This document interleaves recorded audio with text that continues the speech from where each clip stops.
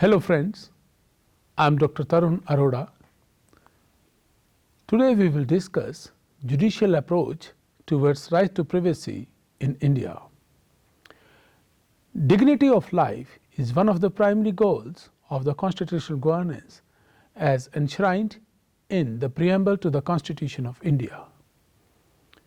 The Constitution of India, in pursuance of the mandate of Universal Declaration of Human Rights, incorporates dignity of individual as one of the primary goals enshrined in the preamble. As spelled out in the Universal Declaration of Human Rights and other international instruments adopted under the aegis of United Nations, dignity lies at the heart of other freedoms, concept of justice and prosperity of nations. Denial of dignity of individual in a state is evident of failure of its government in assuring guarantee of human rights. The scope of dignity is very wide and it covers variety of rights including right to privacy. Though the term privacy has not been defined under the Constitution, or even if one adheres to any other document defining privacy, one can come to know only about what can be covered in its ambit, not what it means. Jurisprudentially speaking, privacy implies a fact or information that is attached to a person, his personal domain, the control over his mind, body, identity, choices, where the society or a civilized world has a minimal say. It can be intervened only if it is permissible under the law and only to a reasonable extent. Basically, it is elaborated as one's right to be left alone. It is construed in the light of social contract theory in jurisprudence. It is certainly having direct or indirect bearing on basic rights specified by John Locke, for which the society entered into a contract, such as right to life, personal liberty and property. In last century, privacy could be defined as one's control upon one's body, autonomy and free choice. However, the transformation of an international society segregated by their well-defined geopolitical boundaries to a global information society has compelled the humanity to rethink on components of right to life, liberty and property.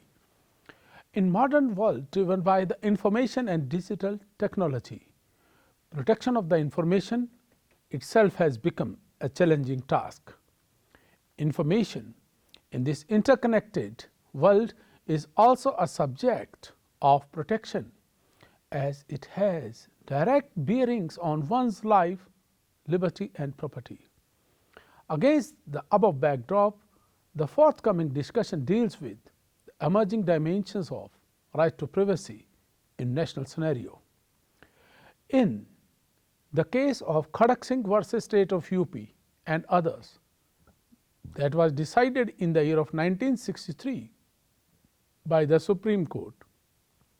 The Supreme Court defined privacy as covering one's right to sleep, peace of mind and have one's autonomy in one's habitat. It ultimately covered one's body, dignity and personal liberty. But the recent judgment of the Supreme Court in Justice K.S. Puttaswamy and another versus Union of India and others, pronounced on 24th August 2017, enlarged the scope of right to privacy by acknowledging the pervasive nature of internet as a means of communication. The significance of the judgment can be ascertained from this fact that the Special Rapporteur of United Nations Human Rights Council, Joseph A. Kentucky referred it in a discussion of the 37th annual session of Human Rights Council held on 25th October 2018. It observed that generation, compilation, storage, retention and exchange of data has complicated the governance, as it has added to the obligations of the state to protect the privacy in the world of global competitiveness. Information has become lifeblood of political, social, business, technological and academic growth. It has really become a wonder if a state could foresee and conceive a mechanism to prevent harms to the interest of the individuals against misuse or compromising their safety. The discussion of today revolves around the recognition of right to privacy and its different facets by the Supreme Court. For the purpose of better understanding, we can discuss various aspects of right to privacy, like philosophical perspectives on content and nature of right to privacy. Natural instincts and volitions of individuals have their own significance. Certain zones of daily lives of individuals are purely personal by nature, wherein no one would be permitted to intrude, such as locking doors, using clothes, storage of personal information, autonomy over one's body. Indeed, the freedom of an individual to make choices lies at the core of the human personality.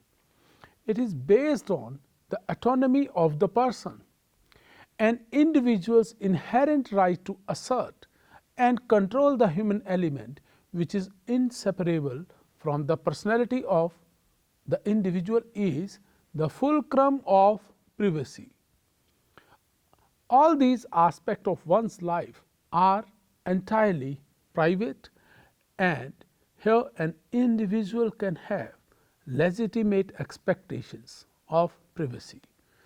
According to the Justice D.Y Chandrachud, the learned judge of the Supreme Court of India, the body and the mind are inseparable elements of the human personality. The integrity of the body and the sensitivity of the mind can exist on the foundation that each individual possesses an inalienable ability and right to preserve a private space in which the human personality can develop. The virtual identities of persons in modern times have become a subject matter of protection by the civilized state. The Supreme Court of Georgia elaborated nature of right to privacy like to quote, "The right to privacy has its own foundations in the instincts of nature. It is recognized intuitively, consciousness being the witness that can be called to establish its existence. Any person whose intellect is in a normal condition recognizes at once that as to each individual member of society there are matters private and there are matters public, so far as the individual is concerned.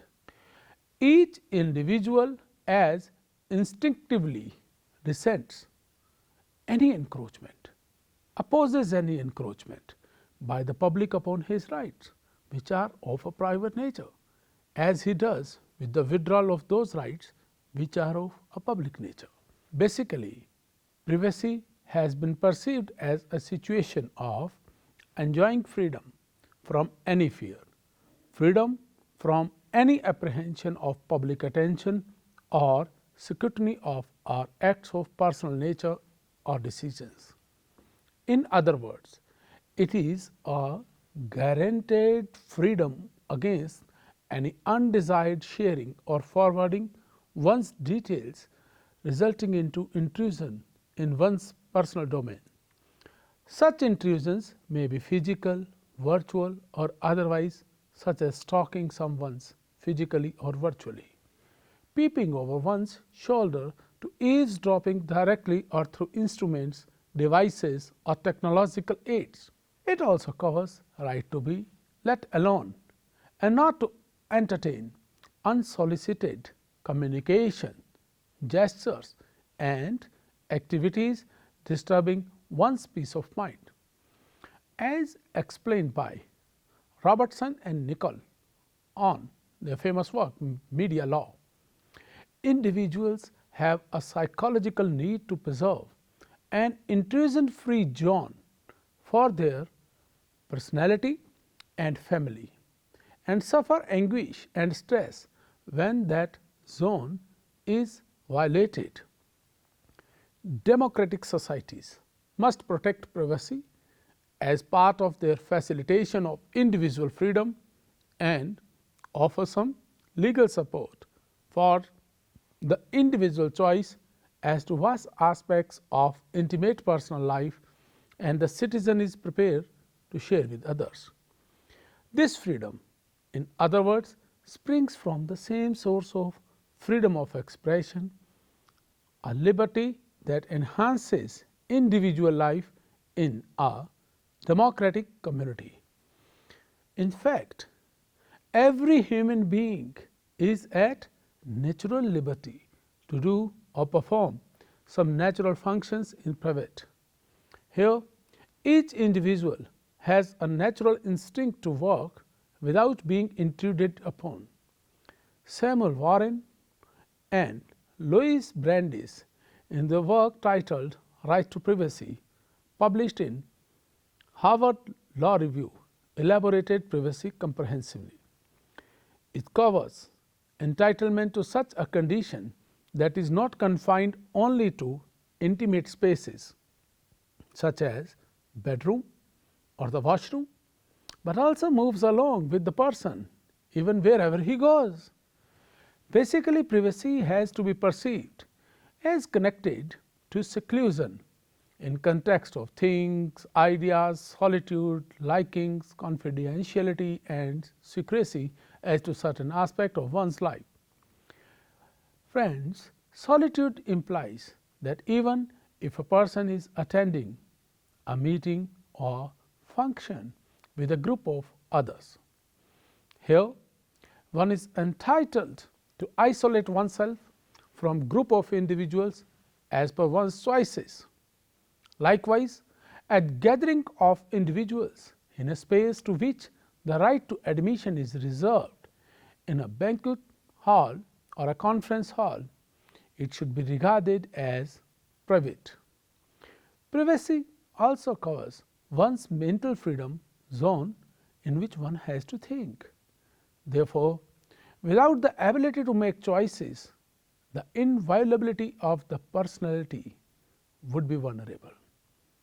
Let us have a look at transnational references of right to privacy. The Supreme Court of India, in the matter of Justice K.S. Puttaswamy, also referred some international instruments like American Declaration of Independence 1776, which recognized equal right and the inalienability of life, liberty and pursuit of happiness. The Second Amendment to the U.S. Constitution recognized right to security of persons. The mandate of persons' security was further strengthened by Fifth Amendment, prohibiting state from depriving an individual of life and liberty without due process of law. Then Delhi Declaration 1959 on rule of law also reiterated that respect for the supreme value of humanity and personality is to be the basis of all laws. In the matter of Helen Laboratories versus Tops Chewing Gum 2020, authored by Justice Jerome Frank, put forth that each individual has a right to exercise over one's life and image as portrayed to the world and to control commercial use of one's identity. One has to be authorized by law to prevent others from using one's image, name and other aspects of one's personal life and identity for commercial purposes without one's consent. Then Lord Nicholas and Lord Hoffman in Naomi Campbell versus MGN Limited 2004 held that an information or something worth protecting as an aspect of human autonomy and dignity. Let us have a look at juristic perspectives on right to privacy. The judgment of the Supreme Court in K. S. Puttaswamy's case was very comprehensive and will prove a landmark in the history of Indian legal and constitutional framework. Justice D.Y Chandrachud penned the judgment on behalf of the majority down, and other judges concurred their opinion to recognize privacy as a fundamental right.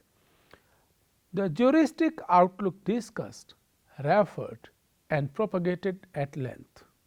The precise takeaways of the judgments can be reproduced in the words of few justices.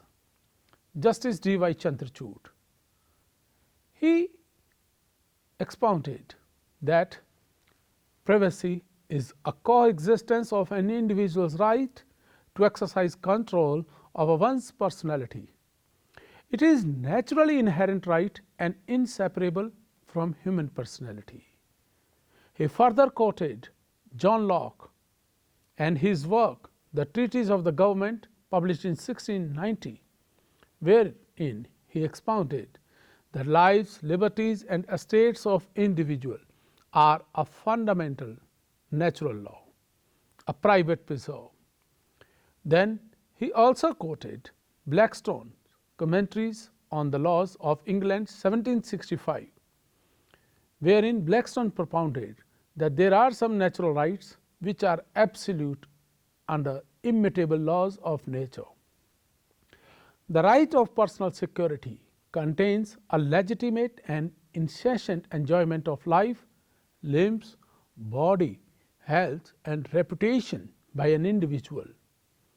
He further elaborated that no state bestows natural rights which are associated with human beings because they are human. Social class, strata, gender or orientation are worthless facts so far as equal claim of individuals is concerned. He further observed that in the age of information, data concerning personal details has expanded the domain of right to privacy.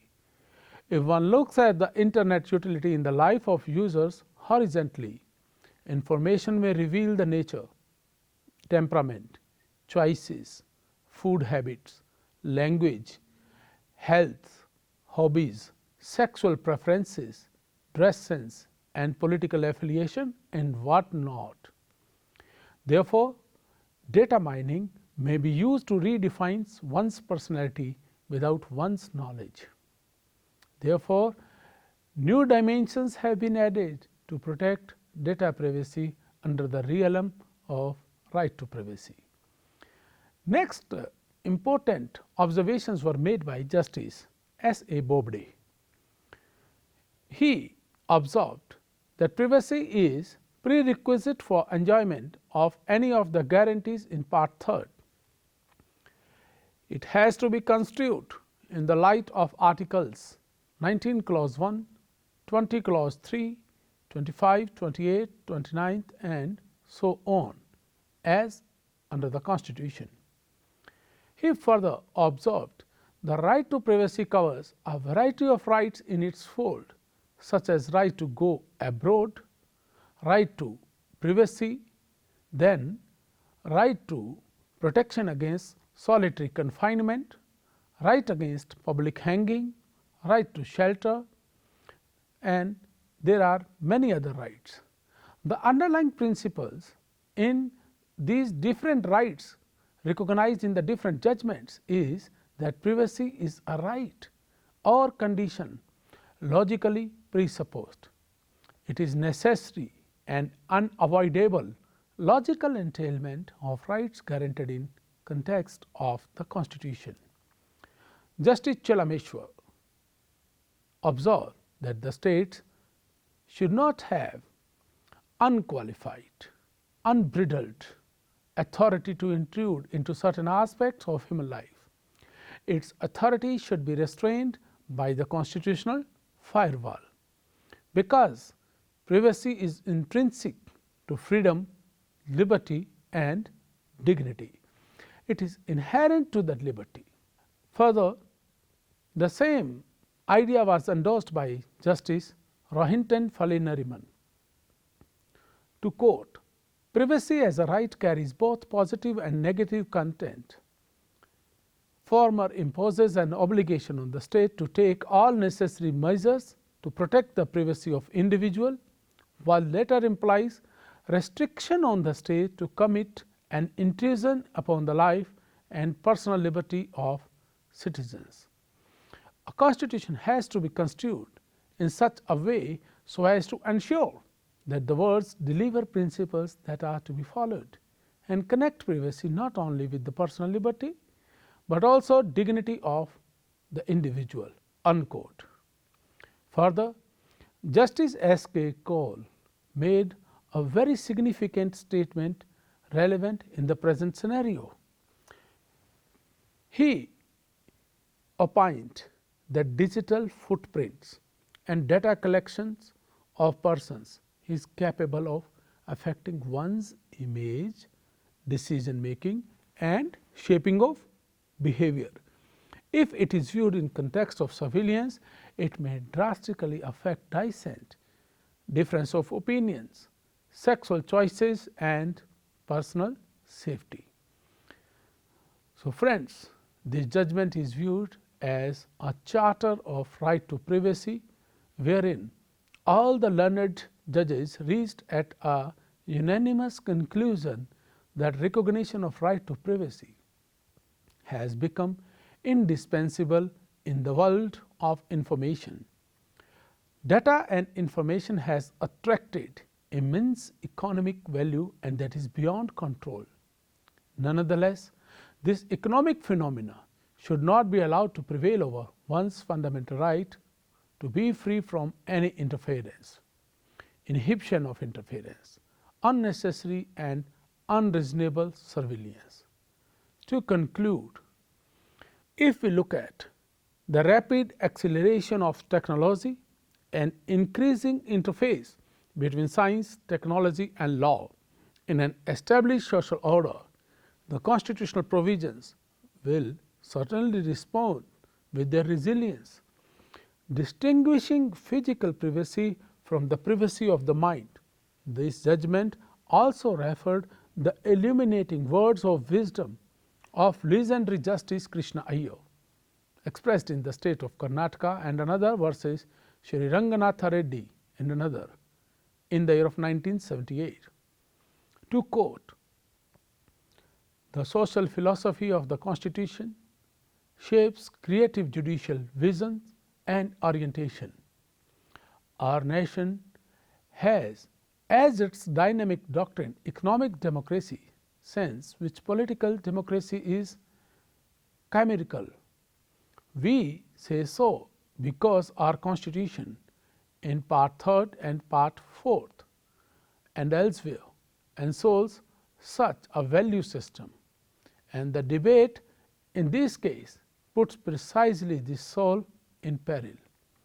Our thesis is that the dialectics of social justice should not be missed if the synthesis of Part 3rd and Part 4th is to influence state action and court pronouncement. Constitutional problems cannot be studied in socio-economic vacuum, since socio-cultural changes are the source of new values and slugging off all old thought in part of the processes the new equity-loaded legality. A judge is a social scientist in his role as constitutional invigilator and fails functionally if he forgets the dimension in his complex duties." Unquote. Friends, the upshot of this observation is that each individual should be given a privacy zone, wherein one can chart, draw and pursue one's course of development. Connecting privacy with dignity, the judgment carried out thorough implications of right to privacy and its expanding dimensions in the age of rapid transformation. The right to privacy has been recognized not only against state but non-state actors also. It enables individuals to preserve their beliefs, thoughts, expressions, ideas, ideologies, preferences and choices against societal demands of homogeneity. Privacy is an intrinsic recognition of heterogeneity, of the right of the individual to be different, to stand against the tide of conformity in creating a zone of solitude. Privacy protects the individual from the searching glare of publicity in matters which are personal to his or her life. Privacy attaches to the person and not to the place where it is associated. Privacy constitutes the foundation of all liberty, because it is in privacy that the individual can decide how liberty is best exercised. Individual dignity and privacy are inextricably linked in a pattern woven out of a thread of diversity into the fabric of a plural culture. Finally, the Supreme Court of India also made it clear that right to privacy should be considered in relation to its function in society and need to be balanced against other fundamental rights. Digital tools should be used only as a tool of ensuring good governance. Any law that may directly or indirectly amount to divest one of one's privacy should be itself legitimate and pass the test of proportionality. Finally, recognition of right to privacy, a much awaited development on Indian scene, has occurred through the contribution of the Supreme Court of India via its judgment in Justice K.S. Puttaswamy's case to endorse the words of Justice Krishna Iyer that a judge is a social scientist and should play the role of a constitutional invigilator and successfully pass through the test of complex duty of administration of justice. I hope that this discussion would help you to understand the recognition of right to privacy in India and judicial approach thereon. Thank you.